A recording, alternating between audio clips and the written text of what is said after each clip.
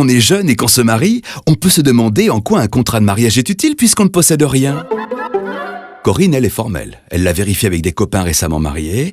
À défaut de contrat, on est sous le régime de la communauté légale. Et comme le dit Pierre, pas besoin d'être grand clerc pour savoir que ce qui relève de la communauté appartient aux deux. Corinne et Pierre se sont donc unis, pour le meilleur et pour le pire, sans contrat et sans notaire.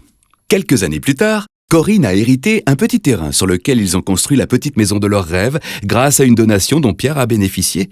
Malheureusement, ils n'ont pas pu en profiter très longtemps puisqu'ils ont décidé de se séparer. Ça peut arriver, surtout quand on ne partage plus rien avec l'autre.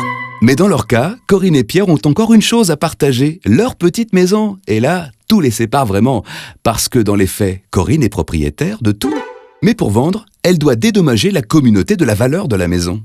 Or, Pierre affirme que la maison valorise le terrain et il propose, après avoir consulté un agrégé de mathématiques, d'appliquer un coefficient compensatoire de 1,25% sur 50% de la valeur globale du bien duquel il faudra soustraire le prorata de la différence de la valeur corrigée de la moyenne de l'indice de... Enfin bref, de toute façon, Corinne n'est pas d'accord et propose un autre calcul, tout aussi simple, mais que Pierre ne comprend pas. Et vous ? Pour préparer ou clarifier votre situation matrimoniale, c'est notaire ou cours de maths ? C'est vous qui voyez.